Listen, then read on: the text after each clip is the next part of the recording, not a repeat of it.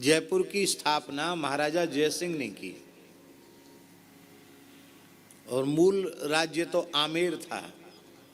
आमेर के ही वे राजा थे। बाद में उन्होंने जयपुर की स्थापना की। बड़े धर्मात्मा थे जयसिंह। अपने समय का भारतवर्ष का सबसे व्यवस्थित और सबसे सुंदर नगर था जयपुर।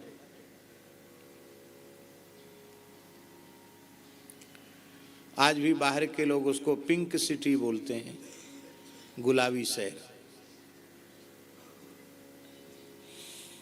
तो राजा जयसिंह के मन में विचार हुआ कि हम अश्वमेध करें। पूरे देश के ब्राह्मणों को, पूर्व पश्चिम उत्तर दक्षिण, काशी और उधर महाराष्ट्र, दक्षिण भारत, मध्य भारत, सब जगह से ब्राह्मणों को बुलाया, विद्वानों को।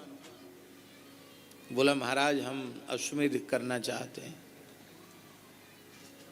आज के होते हमारे जैसे तो कह देते भैया मोटा जजमान चेत रहा है, कुछ नहीं, ये थोड़ी जानता क्या होता अश्वमेध।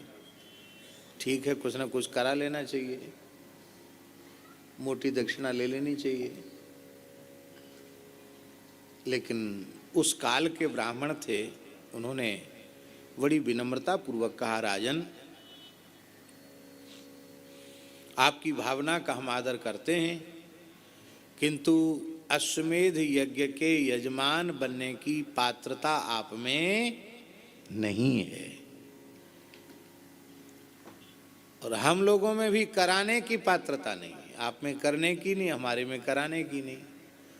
तो करने को तो कुछ भी कर दिया जाएगा, लेकिन वो ठीक नहीं है। फिर भी हम आपकी भावना का आदर करते हैं। अश्वमेध यज्ञ में जिस विधि से गणपति पूजन होता है, उस विधि से हम आपकी गणपति प्रतिष्ठा और पूजन कराएंगे। जयपुर में मोती डूंगरी के गणेश जी का दर्शन किया है। उन्हीं गणेश जी को अश्वमेध की विधि से प्रतिष्ठित किया गया और उनका पूजन किया गया। जब जयपुर नगर की स्थापना हुई, उसका उद्घाटन हुआ, उसका वास्तु हुआ, ऐसा समझो, तो मोती डूंगरी के गणेश जी को स्थापित किया गया। और उस जमाने में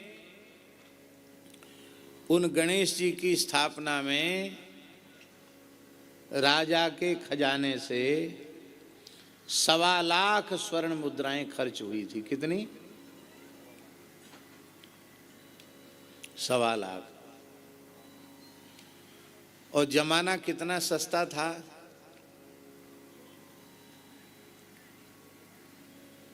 जयसिंह ने अपने एक नागरिक से पूछा कि हमारे शासन में सुखी तो हो। तो उस नागरिक ने कहा कि बहुत सुखी हैं हम आपके शासन में, पर एक बात का दुख है। क्या? हमने अब तक बंधा रुपया नहीं देखा। बंधा हुआ 1 रुपया नहीं देखा अब तक हमने। यही कष्ट है, वो कोई कष्ट ना है। तो राजा ने पूछा कि तुम कुछ कमाते धमाते नहीं हो क्या? महाराज क्या बता, में जमाना इतना सस्ता है कि वह बोला व्यक्ति गदहा बेचा, गदहिया बेची, सिर पर धरी गठरिया, जयसिंह तेरे राज्य में तऊ न बंधो रुपया। मेरे गधे पर जितना सामान था बेच दिया मैंने, गधी की पीठ पर जितना सामान था वो भी बेच दिया, सिर पर पोटली रख रखी थी वो भी बेच दी। सारा माल हमारा बिक गया, 1 रुपया नहीं हुआ। इतना सस्ता जमाना था। तो अब विचार करो, उस जमाने का 1.25 लाख और इस समय का कितना हुआ। उस सस्ते जमाने से इस जमाने की तुलना करो, कितना हुआ।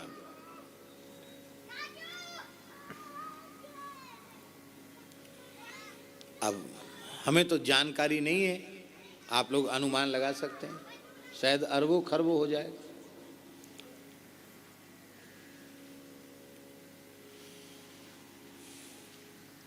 गणेश पूजन के बाद जयसिंह ने कहा महाराज समझ गया हम नहीं करा सकते। क्यों?